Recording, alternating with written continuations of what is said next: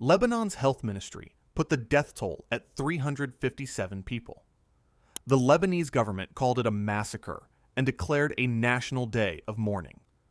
So the question becomes, if Operation Eternal Darkness was the knockout blow Israel said it was, how did Hezbollah have 43 strikes ready to launch 96 hours later? And the answer to that question, how does a supposedly decimated militia generate that kind of tempo, does not actually live in Lebanon. It lives in Pakistan. Because everything happening on the Israel-Lebanon border right now is downstream of a ceasefire deal that was signed on April 7th between the United States and Iran, mediated by Pakistani Prime Minister Shehbaz Sharif. That deal is the hidden architecture of this entire week, and whether Lebanon was actually included in it is the single most contested sentence in global diplomacy right now. So here is what we know. On April 7th, Pakistan brokered a 2-week pause in the war that started when the United States and Israel killed Iranian Supreme Leader Ali Khamenei on February 28th. Sharif told the world the deal covered all fronts of the conflict, and that explicitly included Lebanon. French President Emmanuel Macron, in a separate statement, agreed. Lebanon was in. Notre souhait dans ce contexte, c'est de nous assurer que le cessez-le-feu inclut pleinement le Liban. CBS News spoke to diplomats on April 9th who said that initially, even President Trump and the Israelis had agreed to those terms. Then, within hours, Netanyahu reversed his position. The White House quietly followed. Trump told PBS NewsHour on the record that Lebanon was never part of the deal. And then, on April 8th, and I want you to notice the timing here, because the timing is the entire story. Israel launched Operation Eternal Darkness against Beirut. Hours after the ceasefire was announced. Hours after Hezbollah had publicly halted its own attacks in compliance with a deal that, according to Israel, never existed in the first place. This is where I have to push back against my own audience for a second. I know some of you are going to write in the comments that Hezbollah is a terrorist organization, that they fired first on March 2nd in retaliation for Khamenei, that none of this would be happening if they had stayed out. And you are factually right about the sequence of events, but you are missing the strategic point.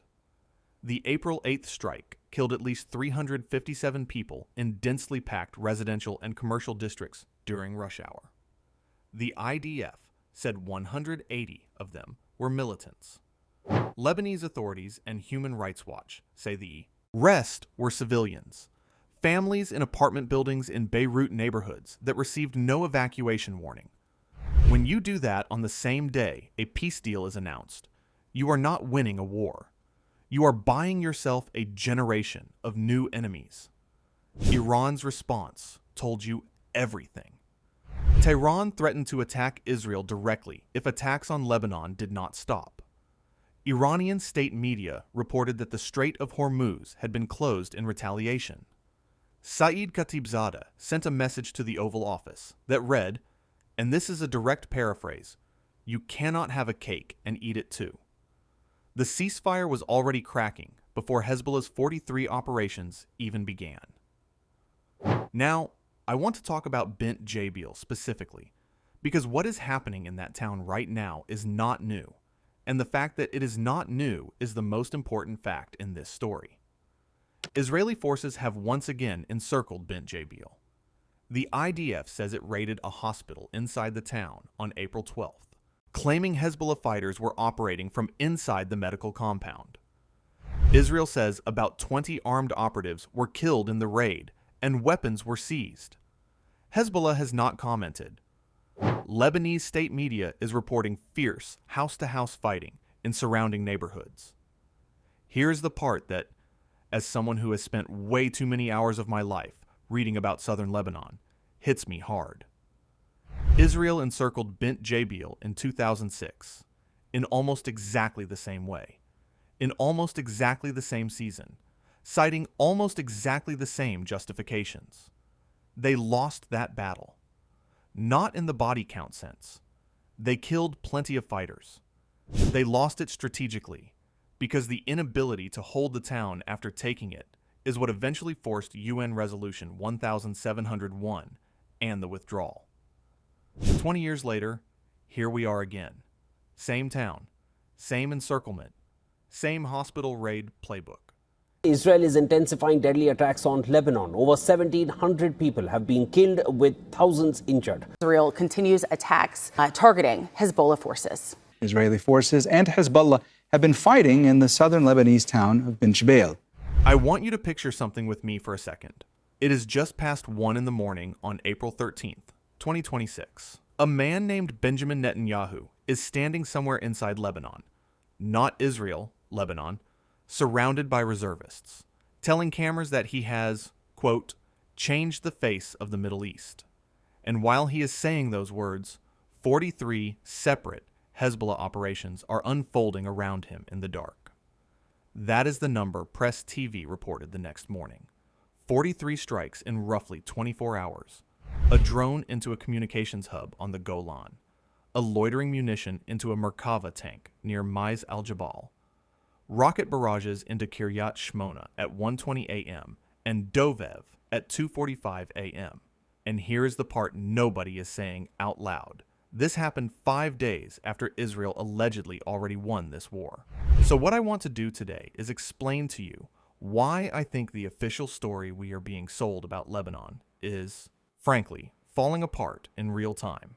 Here is my central argument, and I want to be upfront about it because I think it matters. The conventional take you are seeing on cable news this week is that Israel is winning, that Hezbollah is degraded, that the April 14th Washington talks are basically a surrender ceremony dressed up as diplomacy. I disagree. Strongly. What I think we are actually watching is the moment Israel discovered that air supremacy and a decapitated command structure do not equal control of the ground. Hezbollah's leadership was gutted in 2024. Hassan Nasrallah is dead. The Radwan force took massive casualties. Naim Qassem, the new Secretary General, is reportedly running the organization from hiding. And this is the thing that should be keeping defense analysts up at night. The group still managed to coordinate 43 distinct operations in a single news cycle, hit a hospital perimeter battle in Bint Jbeil, wound paratroopers from an elite division, and forced Netanyahu's government to agree to direct talks with Beirut for the first time in 78 years. That is not what defeat looks like. That is what a war of attrition looks like at the exact moment one side starts to realize. Attrition is the only war that was ever actually being fought. Stay with me, because the next part is where it gets genuinely strange. Let me walk you through what Hezbollah actually did between the morning of April 12th and the early hours of April 13th, because the volume of it is the story. According to the group's own military communiques, which I cross-referenced with reporting from Press TV and the Israeli outlet Aretz Sheva, the operations broke down like this. A precision drone strike on a communication station at the Al-Alaka barracks inside the occupied Syrian Golan. Note that location for me. That is Syrian territory, occupied by Israel, being struck by a Lebanese militia. The geography alone tells you the conflict has already metastasized beyond the original border. Then a loitering munition into a Merkava main battle tank near the hospital in Maiz al-Jabal. Then explosive drone swarms, and I want to emphasize the word swarms, plural, into Israeli troop concentrations in Al-Bayada, Yarun, and Kafar Yuval. Rocket barrages into the Kiryat Shmona barracks, into the Nahariya settlement, into the headquarters of Israel's 146th Division at Gotten, newly established Israeli fire bases at Balat and the Al-Assi Heights, both shelled. And then the targets that I think are the most telling. The Marin Air Surveillance and Operations Management Base, the Phylon Base south of Rashpina, underground infrastructure in Carmel and Katzrin. Those last two are not border villages. Those are Israeli settlements with hardened command nodes, and Hezbollah is publicly claiming they have the geolocation data to hit the bunkers underneath them. Then, around 2 o'clock that night, 2 Israeli paratroopers from one of the IDF's elite divisions took shrapnel from rocket fire in southern Lebanon and had to be medevaced. That detail came from Arutz Sheva, which is Israeli media, not Iranian. I trust it more because of that. Now here is what I want you to compare this to.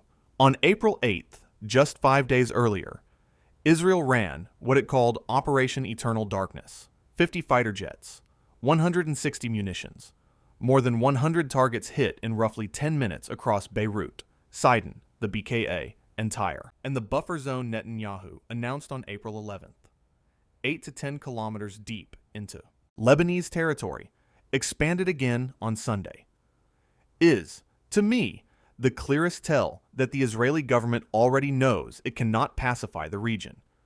You do not need a buffer zone if you have actually defeated your enemy. You need a buffer zone if you have realized you cannot. Defense Minister Israel Katz has openly said the goal is to depopulate the area south of the Litani River, using what he called, and I am quoting him directly, the Rafah and Khan Yunis model. Translate that out of military jargon. He is talking about leveling villages. 600,000 displaced Lebanese have been told they cannot go home. I want to take a minute and step out of the news for a second, because a lot of you wrote in after my last video on the Hormuz closure and asked a version of the same question. You asked, Danjuma, why do you keep covering this conflict when nobody on the African continent has anything direct at stake? And I want to answer that honestly.